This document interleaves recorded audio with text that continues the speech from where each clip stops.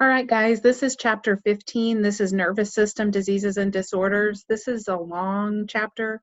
I think there's 76 slides here that were something like that we're going to go through. So we'll see how long it takes for me to get through this. But it has a lot of interesting items in it, so break it up however you need to get through it to where you can listen to it and actually try to absorb some of the information. Most of this information is just for you to have knowledge of, and then some of it will be important for you to know. So the nervous system includes the brain, the spinal cord, and the nerves. I think something that is on your exam is the difference between the central nervous system and the peripheral nervous system. And all that you need to do to remember this is that the central nervous system is what's the center of your body. So your brain and your spinal cord are the central part of your body, and your peripheral nervous system is anything outside of that. So your nerves that go out to your body and the autonomic nervous system. So basically has to do with all of your nerves, and periphery just means out from the center. Signs and symptoms that there's a problem would be headache, nausea, vomiting, weakness, mood swings, fever, things that you would think about that go along with your brain or your nerves. Symptoms specific to the central nervous system would be stiffness in the neck, back, or extremities, inability to move any part of the body, seizures, paralysis, visual difficulties, inability to speak, paralysis, drowsiness, that's extreme drowsiness, stupor or unconsciousness, amnesia or extreme forgetfulness. Keep in mind these have to go along with the brain and the spinal cord.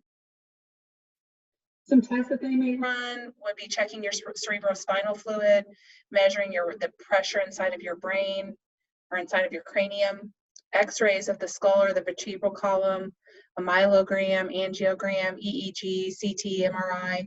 This isn't specifically on your test. I'm just kind of letting you know what diagnostic tests go along with this chapter. Some infectious diseases, encephalitis would be an inflammation of the brain tissue caused by bacteria and or a virus. Symptoms would be headache, stiff neck, elevated temperature. They're going to be lethargic, they're going to be confused, and maybe a coma. They're going to do supportive treatment and antiviral medication. Meningitis, for a certain kind of meningitis, there is a vaccine for this. But this is an inflammation of the meninges of the brain. That's the covering of the brain and the spinal cord. And it's caused by many different things that you can see here. They can have high fever, severe headaches. Photophobia just means a sensitivity to light. Stiffness and resistance in the neck, which is called nuchal rigidity. Drowsiness, stupor, seizures, and it can lead to a coma. They're going to do a lumbar puncture to find what's causing it. And they're going to treat whatever's causing it. They also want to reduce impact on the brain, so they're going to give them a quiet, dark environment. They're going to want them to rest. Tetanus, we don't see too much anymore because we have a vaccine for this, but it includes a high fatal infection of the nerve tissue, and you can see what it's caused by there. And the first symptom is jaw stiffness, and it used to be called lockjaw. People used to die of this years ago. I think that people have conveniently forgot that there are a lot of these things that people used to die of, and it's not simply just I get sick and then I get over it. No, these were fatal. Rabies, this is a fatal encephalomyelitis.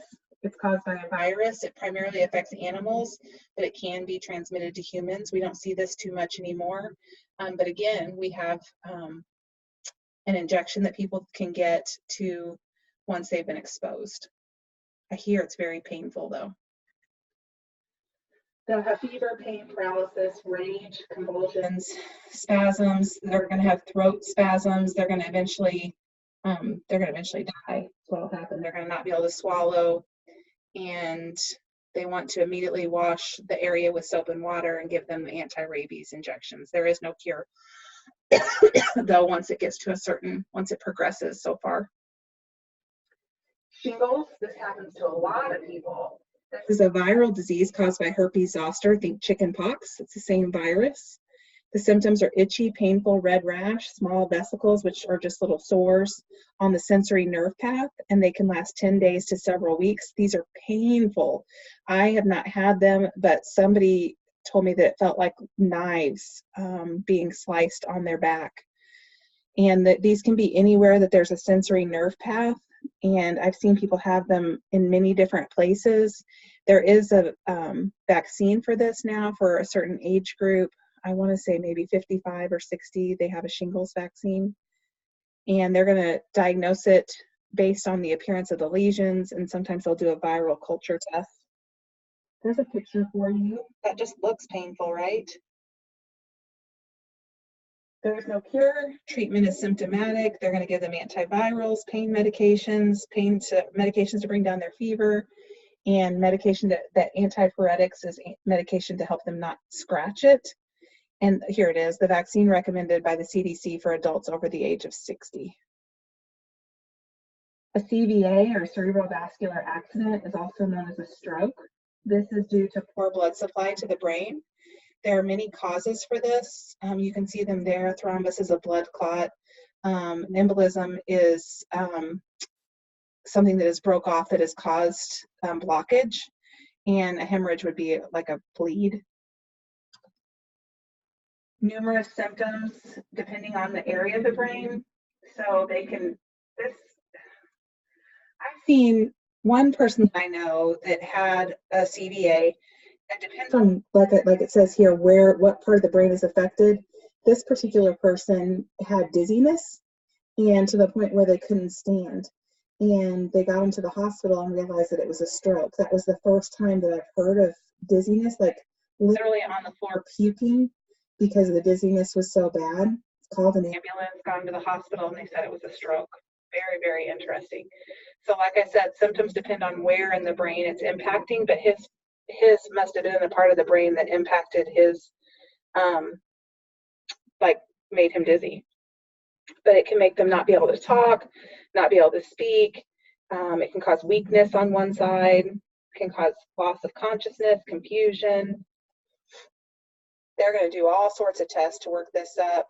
And then they're going to give them an anticoagulant, which is just a medication to break up blood clots or make sure blood doesn't clot. They're going to bring their blood pressure down, and they're going to put them in like a rehab program. Smoking, again, is a risk factor here. High-fat diet, obesity, and lack of exercise. This particular person that I'm thinking of qualified for all 4 of those. And then they can do surgery to do a prevention and basically try to make sure that they don't have anything to break off to go up in there. This is on your exam, the acronym for BFAST. You guys need to know what that stands for, that you need to know that balance, eyes, face, arms, speech, and time. This is something that you need to be aware of as a case manager, especially if you're working with adults. And don't think that if you work with children, excuse me, that you won't come into contact with this, because you're still working with their parents. And you may think that a parent of a child's too young to have a stroke, but they are not. This doesn't just affect older people. While it may affect older people more, it's not just older people. So just keep that in mind, that you guys need to know what this stands for, because you need to know when to call 911. TIAs, also known as mini strokes. This is due to an insufficient blood supply to the brain. So it may not be totally blocked, but there's minimal blood and oxygen getting through to the brain. And this is going to cause weakness, dizziness, slurred speech. They might have a mild loss of consciousness. It can last a few minutes to 1 hour. They're going to do an angiogram, and they're going to try to do surgery to improve that blood flow. Degenerative disc disease, headaches, epilepsy, Bell's palsy, Parkinson's disease also fall in this category. Degenerative disc disease is a degeneration or wearing away of the intervertebral disc. This allows the vertebrae to bump or rub against each other, and they may have difficulty walking, radiating pain. I'd say that 50 to 60% of our clients excuse me, have this. They want them to rest, back brace, pain medicine, anti-inflammatories, exercise to ease the pain, and surgery.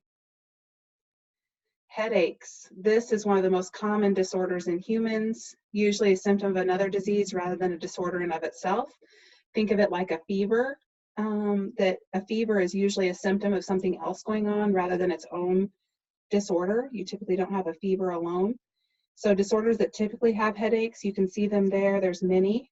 Look there at constipation. Who would think that constipation would cause headaches? But it can. It's kind of all connected. Headaches are caused by two mechanisms. You don't really need to know what those are, but just know that there's many different causes for headaches. You probably do need to know contributing factors would be stress, toxic fumes, noise, lack of sleep, and alcohol consumption. There are different types of headaches. I don't know if this is on your exam, but you'll know. I'll post a test review about a week out. But there are tension, cluster, there are headaches that people can get following a lumbar puncture. I think I do have a picture in here of different types of headaches. But sometimes pain can be mild to incapacitating, and it can be many different kinds of pain.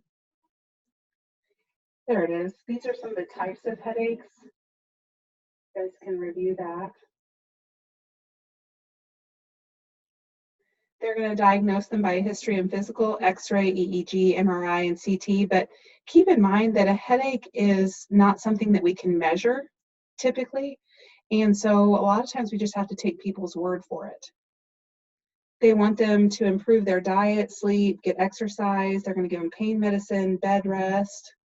Biofeedback is something we do in mental health centers sometimes. Epilepsy, this is a chronic disease of the brain. They may have intermittent episodes of abnormal electrical activity, which causes seizures and convulsions. This is a very sad disorder. And there's a lot of controversy over this disorder and marijuana. Some people are saying that marijuana can be curative for, or I don't know about curative, but they're saying that because you still have to use it, so it's not really curing it, but it's taking away their symptoms. Common types, there's petit mal, grand mal, and status epilepticus. It's going to be diagnosed by an EEG, CT scan, blood test, angiogram, and they're going to monitor them and give them anticonvulsive medications. At least in Missouri, they're not prescribing medical marijuana for this yet, but there is a lot of controversy and talk over that. Bell's palsy, this affects the facial nerve, which is the 7th cranial nerve that leads to one-sided paralysis. This can affect individuals between the age of 20 to 60, and they're going to have drooping, weakness of the eye and the mouth, inability to close the affected eye. They're going to drool, and this can happen suddenly. This is a very interesting thing, and it will go away typically on its own. They're going to be unable to whistle or smile. They're going to have a distorted facial appearance. They're going to diagnose it just based on their history, I guess ruling out a stroke also. They're going to give them anti-inflammatories to take down any inflammation and any pain that they're having. They'll treat that. Parkinson's disease is a slow, progressive brain degeneration. They don't really know yet what causes it, but it may be related to the decrease of dopamine. Dopamine, keep in mind, also is what we treat, our medications impact. So they're going to have rigidity and immobility of the hand, very slow speech pattern, pill rolling motion of the fingers. So when you think of that, just think if you had a pill in between your thumb and your fingers and you were rolling it back and forth between your fingers, that's that pill rolling motion. And they're going to have a mask-like facial appearance. Think of Michael J. Fox. I don't know how many of you know him or have heard of him, but he's probably the most famous person with Parkinson's. Or there was that boxer, Muhammad Ali, had Parkinson's. They're going to have an abnormal bent forward posture, show fast. There's a shuffling appearance. It's a specific walk that people with Parkinson's get where they shuffle along the way. and they're going to try to do a dopamine replacement, and they're just therapy. There's not a lot of treatment for this, unfortunately. They're going to have a loss for dementia. They're going to have a loss of mental ability due to the loss of neurons or brain cells. There are different types of dementia. There's Alzheimer's is the most common type, and senile and Alzheimer's are often used synonymously, but they aren't the same. There's a vascular head trauma, substance-induced dementia. Unfortunately, a lot of our clients have substance-induced dementia, and they'll tell you, I think I did too many drugs. Alzheimer's disease is a form of senile dementia. It usually affects individuals ages 60 and older. The closer I get to age 60, the more that number becomes a reality for me. There are early symptoms: short-term memory loss, inability to concentrate, some changes in personality. A lot of times the person is not going to notice these. It's going to be people around them that notice it. But one of the things, it's not necessarily an early sign that I've always been told, is when the things that are very familiar to you, when you quit being able to recall those things, then that's usually a sign that there's a problem. If you haven't seen the movie or read the book, I think it's either called Just Alice or Still Alice. It's the book. I read the book. I didn't see the movie, but it was written from. It's not based on a true story, I don't believe, but it's written from the perspective of the person with it was an early onset Alzheimer's, and it's very, very eye-opening if you ever want to read something, but still pretty sad. So they're going to end up having a diminished communication skills, meaningless words, inability to form sentences, increased forgetfulness, and of course, with all of that going on, they're going to be irritable and agitated. It's positive only on autopsy. Initial diagnosis may be made by ruling out other diagnosis. Now, I believe at this point, there is a gene marker that you can have, not for Alzheimer's, but for maybe early onset Alzheimer's, that you can get tested for. Treatment is supportive. There's no known cure. It's focused on safety, maintaining nutrition, hydration, and emotional support for family and caregivers. I also seem to think that I've read a journal article recently about a lady who says that she's been cured of this. That it was a trial. Now, I don't know. I haven't heard too much about that since then, so I don't know how far that's gotten. Vascular dementia, this is atrophy and death of the brain cells due to decreased blood flow. Atrophy just means shrinking. Atherosclerotic plaque can cause decreased blood flow. It's common with aging. They can have a change in their memory, personality, and judgment, sleeplessness, lack of personal hygiene, depression.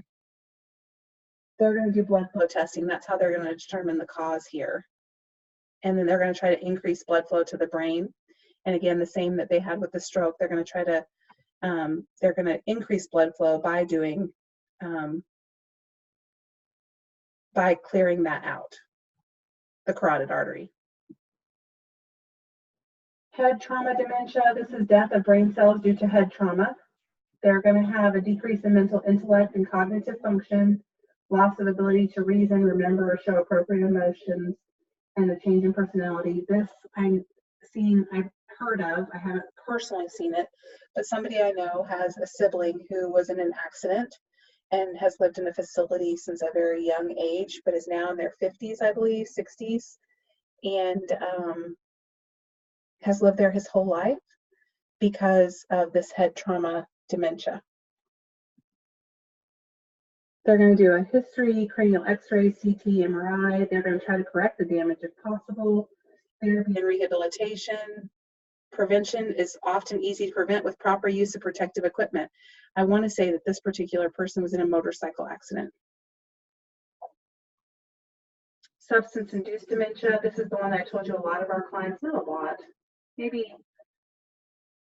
I don't know, maybe a quarter, might be too high, maybe an eighth of our people have this. It's going to be brain cell death from drug toxicity and toxins, Some of the toxins, not all: cocaine, lead, paint fumes, insecticides, mercury, heroin, alcohol. They're going to have mental impairment and decreased cognitive ability. I might add there to those toxic substances, methamphetamine. That's a new one. Insomnia is the most common form of sleep disorder. I would also say that this is underdiagnosed.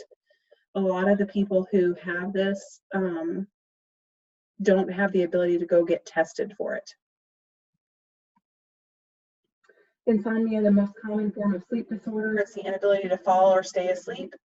It's caused by stress, pain, fear, depression, caffeine, alcohol, nicotine, bronchodilators, which are asthma medications, and they're going to try to identify and remove the cause. Sometimes it can be caused by the medications that we prescribe, so keep that in mind too. Sleep apnea, this is characterized by periods of breathlessness. I know several people who have sleep apnea. It is more common in men. It is more common in obese people, people with high blood pressure. It's an airway obstruction. Alcohol ingestion can cause it. Cigarette smoking can also cause this. I told you by the time this class is over, you're going to think cigarette smoking causes most things, or has the ability to anyway. They're going to have daytime sleepiness, extreme snoring. When they're snoring, you should be able to hear periods where they don't, where they're not breathing. Changes in their personality. They might be depressed. They might have impotence. And you're going to monitor them during sleep for apnea and low blood oxygen levels. They're going to have a sleep study most often to diagnose this. Treatment's going to be based on the cause. They're going to want them to lose weight, quit smoking, medications to stimulate breathing, give them the oxygen while they sleep. Prevention.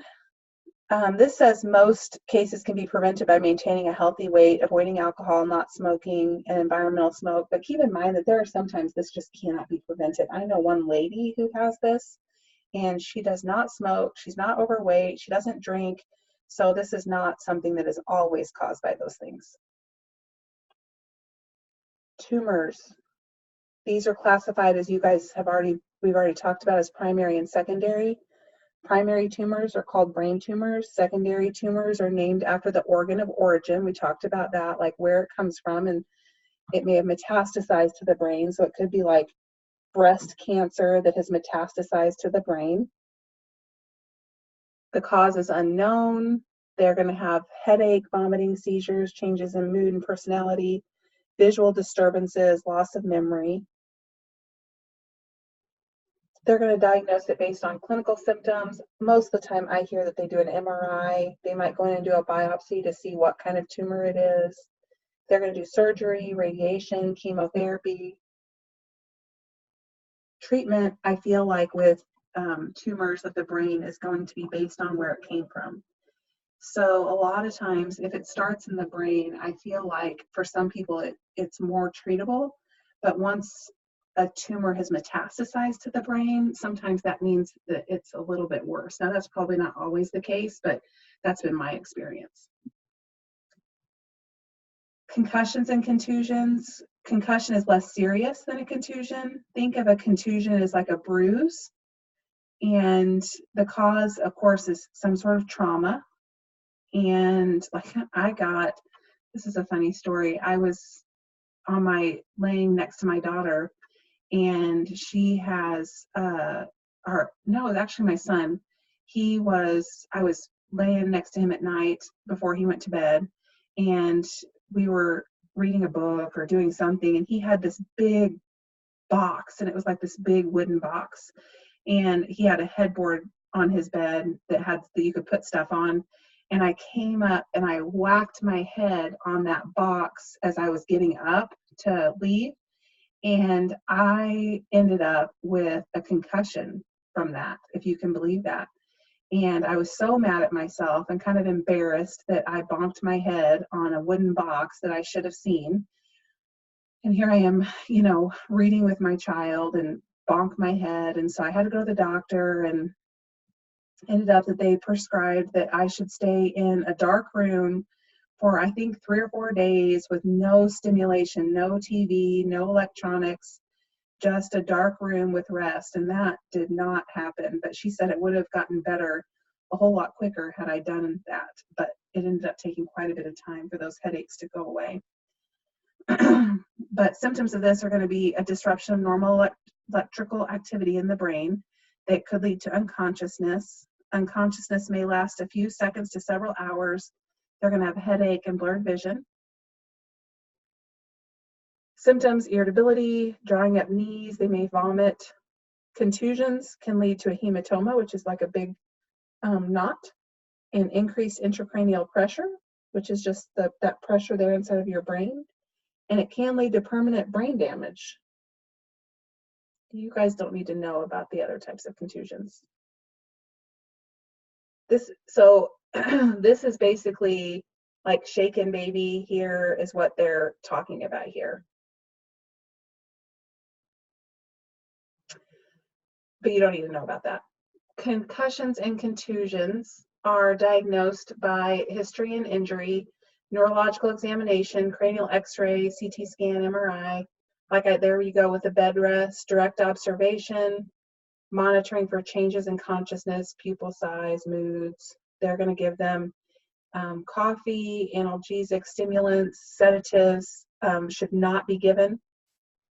A stimulant is going to increase that intracranial pressure, and so that's why you don't want to give that to them.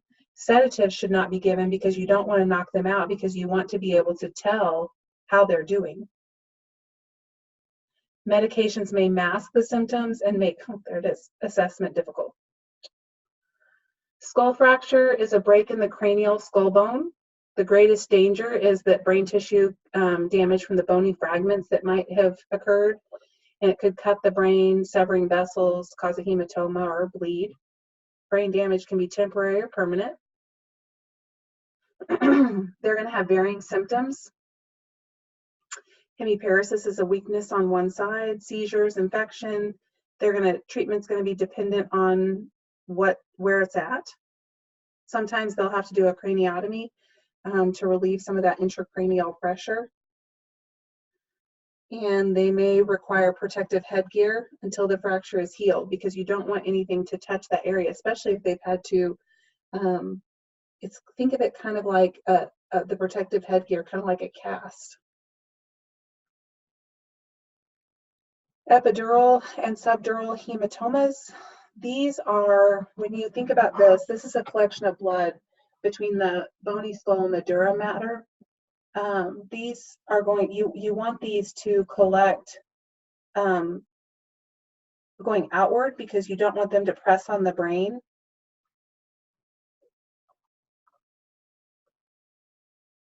These are usually the result of a fight or an accident, and symptoms are going to occur usually within a few hours. You just want to monitor these people really closely.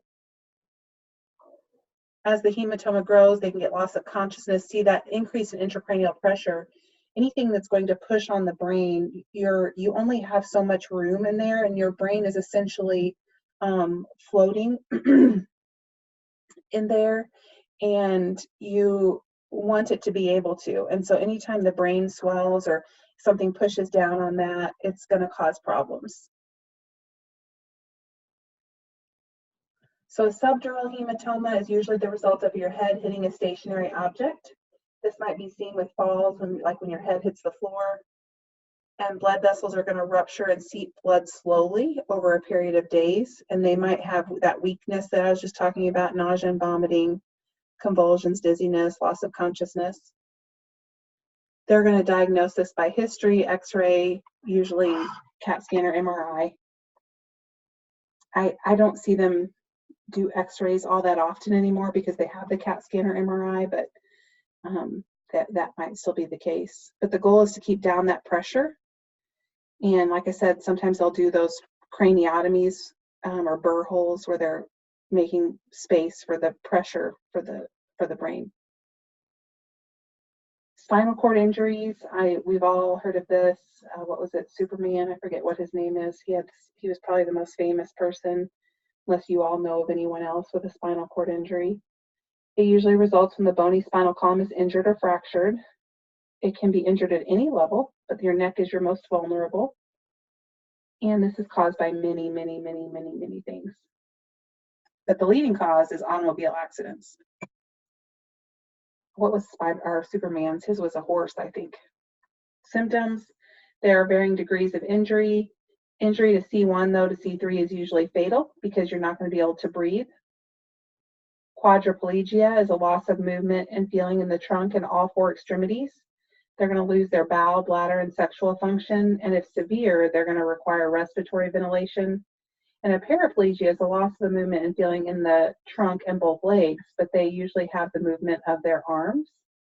And they're going to have loss of bowel, bladder, and sexual function. But I do know, I can't remember if this particular lady is quadriplegia, paraplegia, but she was able to get pregnant and have a baby.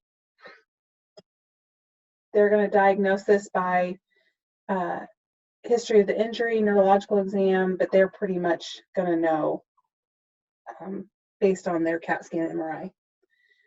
This is immediate treatment. This is an emergency. You're not supposed to move the individual unless the surroundings are unsafe. So if their car is getting ready to explode, of course, you need to move them. But otherwise, you need to wait until somebody gets there to help. You want to maintain the position of the spine with special collars and backboards. And because sometimes these things can be fixed. Now, I am not a neurologist. I don't know, or brain, specialist, but I don't know exactly what can be fixed and what can't be, but I do know that some of these things can be fixed. You also want to prevent further injury. ALS, this is also known as Lou Gehrig's disease. Whoops. This is a very, very sad disease. I wish there was a cure. I do know personally somebody who has passed away of this. It's a destructive disease of the motor or movement neurons. They're going to have atrophy of their muscles. It's going to lead to progressive loss of movement of their hands, their arms, and their legs. There is no cure at this time, and they're just going to do supportive treatment. This is a really, really sad disease because they know what's going on. They don't lose their cognitive abilities. Guillain-Barré syndrome, this is an acute progressive disease that affects the spinal nerves. It begins 10 to 21 days after a febrile illness. Early symptoms are going to be nausea, fever, and weakness. Within 24 to 72 hours, however, they're going to have some muscle weakness, paralysis. They're going to have difficulty breathing. Symptoms can progress for several days to weeks. And then they're going to progress, and then they're going to start to recover. And usually they recover completely. Like, I don't know if you guys have seen the videos. There are some videos of some people online where all of a sudden they're talking and then they're like almost put in a coma because they're trying to help them recover, and they're on a ventilator and they're paralyzed, and then it takes them months, but they come back and make a full recovery. It's amazing. And I don't know that they know exactly what causes this. Huntington's chorea is an inherited disease that appears, I'm sorry, my daughter's going to walk in here in just a second. And it appears during, I don't know, but you need to go out. I don't know. Sorry about that. It appears during middle age. It's a progressive degenerative disease of the brain that leads to mental deterioration. Sorry about that. I try to get my kids to leave me alone, but it's, an hour of time is too much to ask.